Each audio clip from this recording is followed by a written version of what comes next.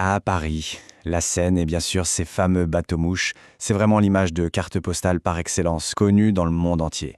Mais derrière ce nom un peu étrange, il y a une histoire bien plus surprenante qu'on ne le pense. Allez, on va résoudre ensemble cette petite énigme. La question, elle est toute simple, mais la réponse, elle, est loin d'être évidente. On s'est tous déjà demandé un jour, mais c'est quoi le rapport entre ces énormes bateaux et le petit insecte qui vole? Accrochez-vous parce que la vraie origine va sûrement vous étonner.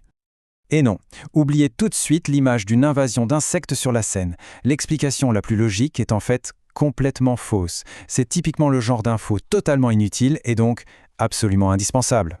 Alors, pour trouver la clé du mystère, il faut quitter Paris. On oublie la Seine un tout petit instant, parce que notre histoire, elle ne commence pas du tout dans la capitale, mais bien plus au sud, à Lyon. Et voilà, c'est là que tout s'éclaire. Il y a bien une histoire de mouche, mais pas celle à laquelle on pense. Il ne s'agit pas de l'insecte, non, mais d'un quartier de Lyon qui, au XIXe siècle, s'appelait tout simplement la Mouche. C'est là que tout a démarré. C'est donc dans ce fameux quartier de la Mouche qu'un constructeur naval, un certain Michel Félissa, fabriquait ses bateaux. Assez logiquement, on les a d'abord appelés les bateaux de la Mouche, en référence à leur lieu de naissance. Et puis avec le temps, le nom s'est raccourci pour devenir les bateaux-mouches qu'on connaît tous aujourd'hui. Finalement, c'est simple, non ? Bon, d'accord, mais alors comment est-ce qu'un bateau lyonnais a bien pu devenir une icône de Paris? Eh bien, tout a basculé grâce à un seul grand événement qui l'a propulsé sur le devant de la scène. Après leur naissance à Lyon, le grand tournant, c'est 1867. Cette année-là, Paris organise l'exposition universelle et les organisateurs ont un problème. Il leur faut un moyen de transport super efficace sur la Seine pour les millions de visiteurs attendus. Et c'est là que nos bateaux-mouches entrent en jeu. On les fait monter de Lyon pour qu'ils servent de navette officielle sur le fleuve. Et là, c'est le succès immédiat. Le public parisien, les touristes, tout le monde les adore. Et le nom, même s'il est un peu bizarre, reste dans les têtes et devient synonyme de balade sur la Seine. Ce qui est assez fascinant, c'est de s'imaginer que la mission de ces bateaux a complètement changé avec le temps. Parce qu'avant d'être une attraction pour touristes, ils étaient avant tout un transport en commun.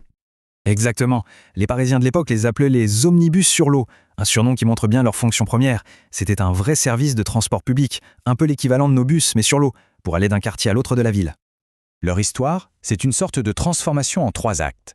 D'abord, ils naissent comme un transport collectif super pratique. Ensuite, avec l'arrivée du métro et des transports modernes, ils deviennent moins utiles au quotidien, presque démodés. Mais au lieu de disparaître, ils se réinventent complètement pour devenir l'attraction touristique qu'on connaît, offrant une vue unique sur les monuments de Paris. Mais l'histoire ne s'arrête pas là. L'héritage des bateaux-mouches aujourd'hui nous réserve encore quelques petites surprises. Et ça, c'est sûrement le fait le plus inattendu de toute l'histoire. Ce nom, qui a l'air si banal, si générique, eh bien en réalité, c'est une marque déposée. Oui. D'un point de vue juridique, le nom bateau-mouche appartient à une seule et unique entreprise, la Compagnie des bateaux-mouches, qui a été fondée en 1949. Alors même si dans la vie de tous les jours on utilise le mot pour n'importe quel bateau de tourisme sur la Seine, techniquement, c'est une marque bien protégée. Et le succès est juste colossal. Chaque année, ce sont des millions de passagers qui montent à bord, ce qui fait de la Seine l'une des voies navigables touristiques les plus fréquentées du monde. L'invention lyonnaise est devenue un pilier du tourisme parisien, impossible à détrôner. Allez, pour finir, quelques petits détails amusants. Il faut s'imaginer que les tout premiers bateaux étaient en bois et fonctionnaient à la vapeur, bien loin de ce qu'on voit maintenant. Et puis il y a cette petite ironie. Quand on traduit bateau-mouche en anglais, ça donne riverboat, un simple bateau de rivière. Ça perd tout le charme et le mystère de son nom, non ?